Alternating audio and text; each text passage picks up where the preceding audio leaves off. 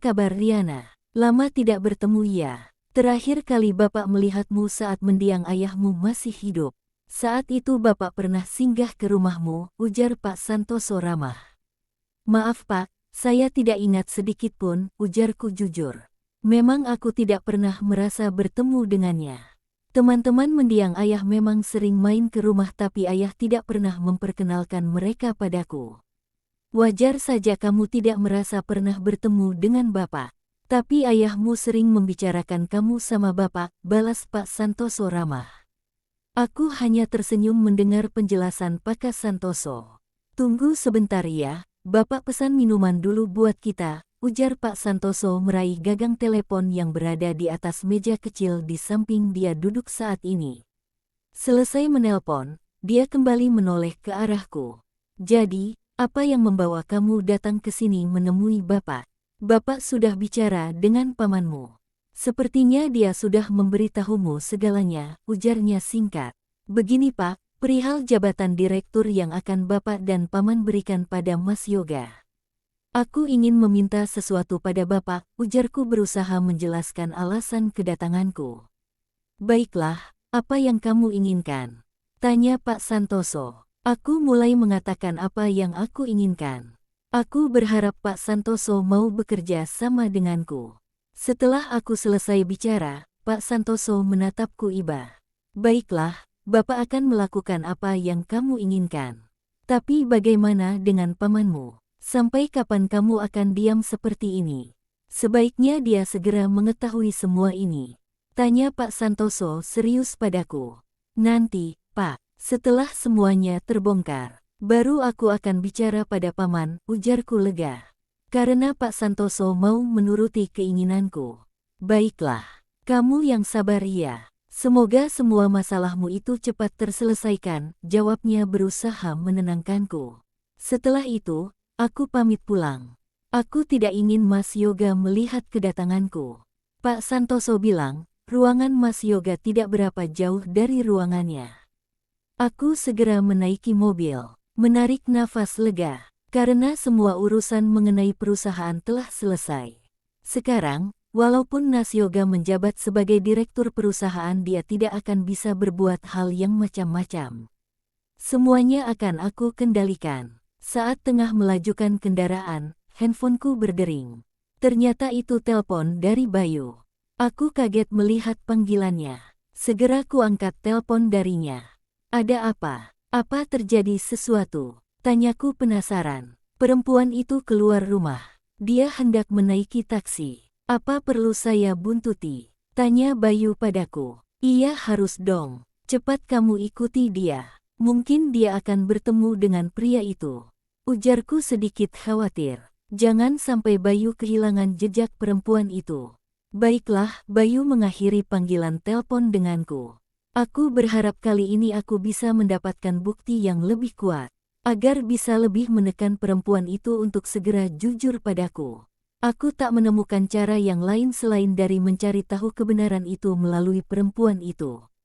Aku segera melajukan kendaraan menuju rumah.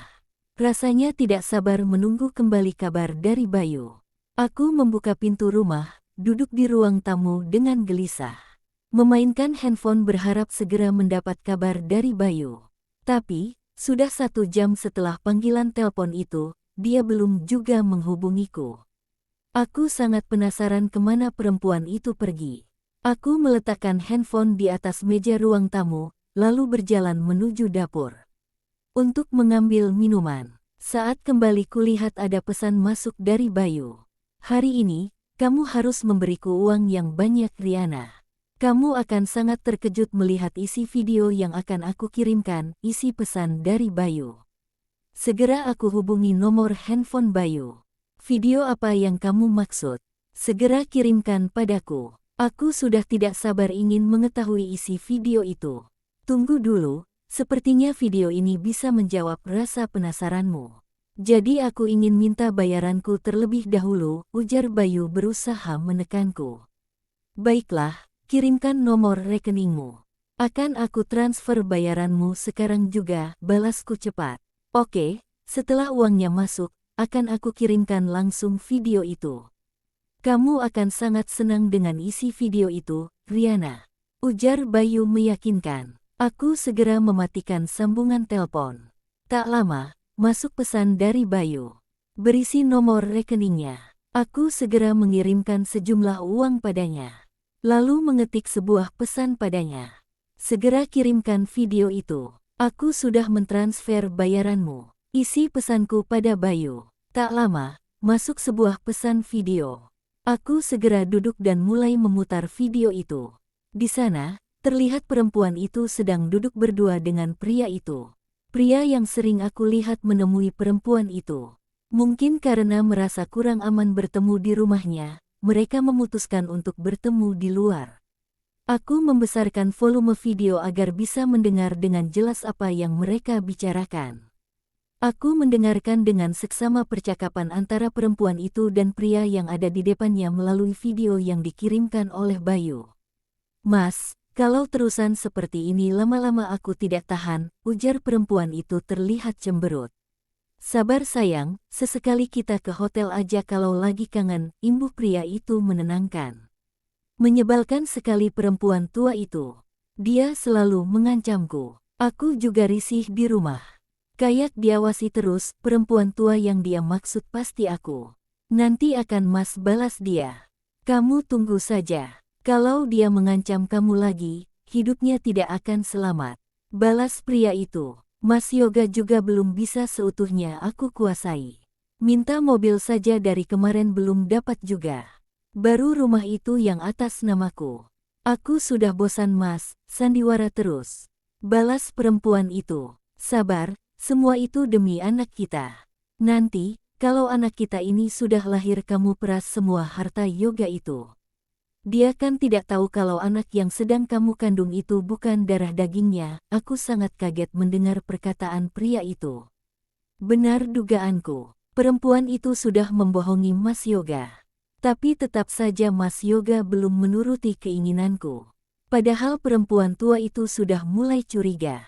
Jangan sampai dia tahu bahwa Mas Yoga terpaksa menikah denganku hanya gara-gara rahasianya itu, balas perempuan itu. Maka dari itu, jangan sampai dia menaruh curiga lagi padamu. Kalau dia tetap ngotot ingin tahu rahasia itu jangan katakan. Yoga bisa bertindak nekat jika sampai rahasia besarnya itu bocor. Dan kita tidak akan mendapatkan apa-apa. Kamu sabar saja sampai semua harta Yoga jatuh ke tanganmu. Setelah itu, kita akan bisa bersatu selamanya. Pria itu berusaha meyakinkan perempuan itu. Aku benci sekali sama perempuan tua itu. Gara-gara dia, kamu tidak bebas lagi datang ke rumah. Aku kangen, Mas. Manja sekali dia pada pria itu. Aku sampai jijik melihatnya.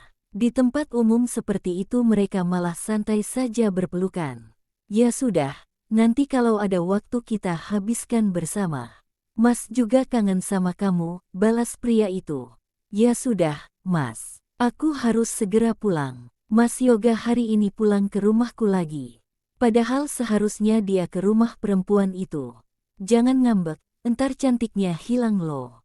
Goda pria itu. Mereka lalu berdiri dan meninggalkan kafe tempat mereka janjian. Aku meletakkan handphone di atas nakas. Selama ini benar dugaanku. Perempuan itu hanya memanfaatkan Mas Yoga saja.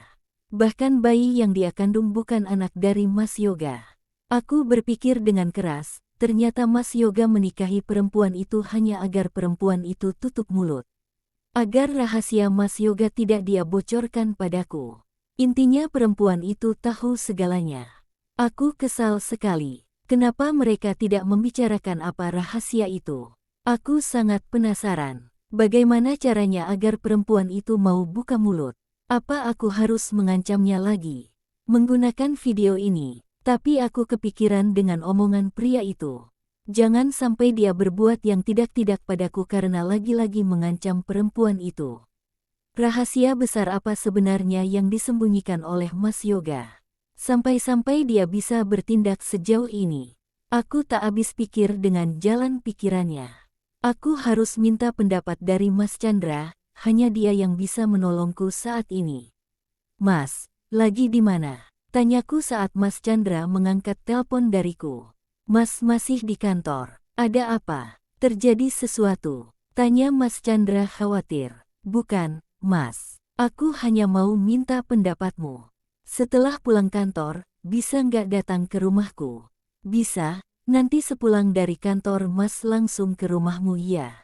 Oke, Mas. Aku tunggu ya. Ya, balas Mas Chandra sambil mengakhiri pembicaraan kami. Aku tengah asyik memasak di dapur. Aku yakin Mas Chandra pasti lapar karena pulang dari kantor langsung aku minta datang ke rumah. Aku akan mengajaknya makan malam di rumahku. Aku sengaja memasak makanan untuknya. Semoga saja dia suka. Selesai masak, aku segera mandi dan berdandan. Menunggu kedatangan Mas Chandra. Sudah pukul 5 sore. Aku yakin sebentar lagi Mas Chandra bakalan datang. Aku sengaja menunggunya di teras rumah.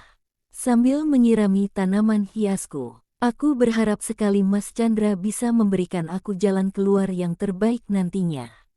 Terdengar bunyi klakson mobil Mas Chandra, aku segera membukakan pintu pagar.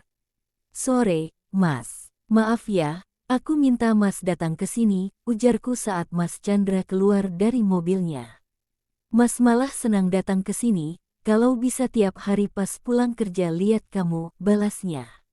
Aku hanya nyengir tak tentu arah mendengar ucapannya. Jangan bilang seperti itu, Mas. Malu jadinya, aku berusaha menyembunyikan wajahku yang memerah karena malu. Hahaha, kamu lucu kalau kayak gitu, ujarnya lagi. Udah, ayo masuk, Mas. Aku lalu berjalan memasuki rumah. Mas Chandra mengikuti langkahku ke dalam rumah. Silahkan duduk, Mas. Aku bikinin minuman dulu, aku berlalu menuju dapur. Menyiapkan teh panas dan beberapa makanan cemilan. Saat aku datang membawa nampan berisi minuman, Mas Chandra tengah bersandar ke sandaran sofa sambil memejamkan mata. Dia kelihatan capek sekali. Aku merasa sangat bersalah karena memintanya datang ke sini. Capek, Mas. Ku tatap Mas Chandra sambil menghidangkan minuman di atas meja. Mas Chandra menatapku lembut lalu menarik punggungnya dari sandaran sofa. Enggak lah, hanya saja Mas merasa nyaman di sini. Mungkin karena ada kamu di sini, dia balik lagi menggodaku. Aku tersenyum menatapnya. Diminum dulu, Mas. Aku mau ngambil handphone dulu ke kamar, aku beranjak memasuki kamar. Saat keluar dari kamar, aku duduk di sofa. Lalu membuka video yang dikirimkan Bayu tadi siang.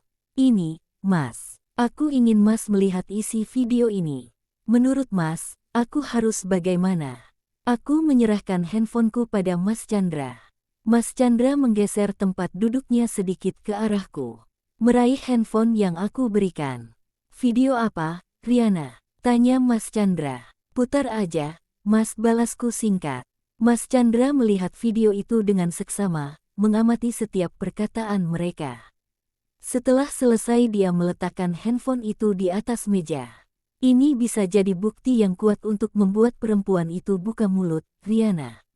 Lalu apa lagi? Kenapa kamu terlihat ragu? Aku sedikit ragu mendengar ucapan pria itu. Aku takut dia bertindak macam-macam padaku jika kembali mengancam perempuan itu, ujarku jujur. Itu nanti kita pikirkan, setelah kamu bicara dengan perempuan itu.